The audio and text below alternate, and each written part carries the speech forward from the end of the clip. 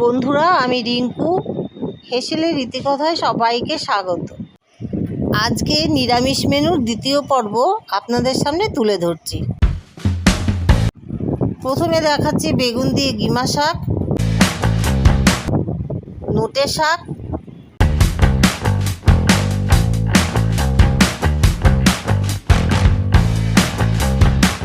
কলাইয়ের ডাল, আলু পোস্ত,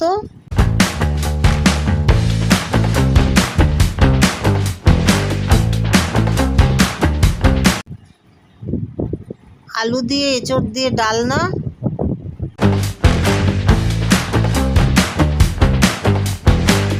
আমের টক আর গিমা শাকের বড়া।